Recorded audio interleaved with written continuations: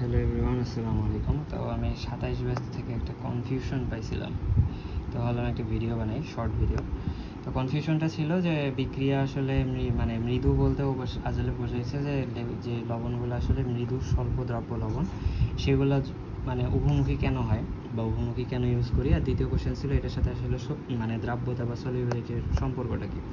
তো আসলে বিক্রিয়া কখন উভমুখী হয়, উভমুখী হওয়ার জন্য কন্ডিশন হচ্ছে আমরা কি জানি বিক্রিয়ক ভেঙে তোমার হচ্ছে উৎপাদে পরিণত হয়। এখন উৎপাদ থেকে যদি আবার বিক্রিয়কে আসতে পারে তখন হচ্ছে তোমার সেটা হচ্ছে উভমুখী, তাই না?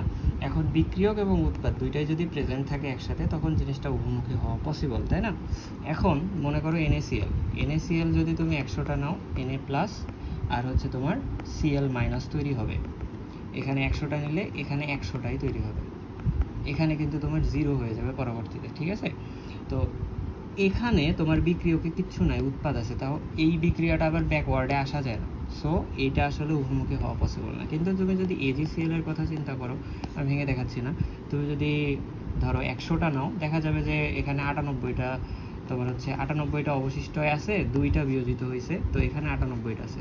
তো এখান থেকে এখানে যাইতে পারে, আবার এখান থেকে এখানে আসতে পারে, এই জন্য এই জিনিসগুলো উভমুখী হয়। এখন কথা হচ্ছে এটার সাথে দ্রাব্যতার সম্পর্কটা কি। দ্রাব্যতা আমরা বুঝি হচ্ছে দ্রবীভূত হওয়ার ক্ষমতা, দ্রবীভূত হওয়ার ক্ষমতা। তো একটা লবণ কি পরিমাণ দ্রবীভূত হইতে পারতেছে, এটাই হচ্ছে আমার দ্রাব্যতা। এখন সোডিয়াম ক্লোরাইডের ক্ষেত্রে যা দেখলাম, এটা 100% দ্রবীভূত হয়ে যেতেছে, যতটা দিচ্ছি তো সবগুলো দ্রবীভূত হয়ে যাচ্ছে। তো এটার জন্য আমার দ্রাব্যতার দরকার নেই। দ্রাব্যতা কার জন্য দরকারি? AgCl এর মতো লবণের দরকার। কারণ AgCl কতটুক দ্রবীভূত হবে বা কতটুক এক্সট্রা অ্যাড করলে নিচে এরকম অধক্ষেপ পড়বে, এই জিনিসগুলো হচ্ছে আমাদের ক্যালকুলেশন করতে হয়, কারণ এগুলো আমাদের রিয়েল লাইফে লাগে। তো এই টাইপের ক্যালকুলেশন করতে গেলে আমাদের হচ্ছে দ্রাব্যতার কনসেপ্টটা জানতে হয়। এখন উভমুখীর সাথে এটা সম্পর্ক কি, আমরা যখন কে নির্ণয় করি, KSP বলো বা KIP বলো, তো এইটা হচ্ছে তোমার এই যে উভমুখিতার সাথে সম্পর্কযুক্ত।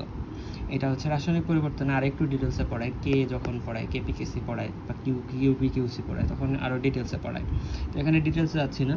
তো এখন কথা হচ্ছে এই KSP KIP বা হচ্ছে কতটুকু অধক্ষিপ্ত হচ্ছে, কতটুকু বিয়োজিত হচ্ছে, এগুলো আমাদের ইন্ডাস্ট্রিতে কাজে লাগে। যে আমরা যখন সিলেক্টিভ প্রেসিপিটেশন করি বা হচ্ছে কোনো কিছুকে আলাদা করতে হয় যেটা স্বল্প দ্রাব্য, তখন আমরা হচ্ছে দ্রাব্যতার কনসেপ্ট ইউজ করি। বা কোনো একটা বিষাক্ত পদার্থকে আমাদের আলাদা করতে হবে, তখন হচ্ছে আমরা এমনভাবে ওইটাকে মানে নালিফাই করি যাতে ওটা স্বল্প দ্রব্য হয়ে তখন হচ্ছে নিচে পড়ে যায়।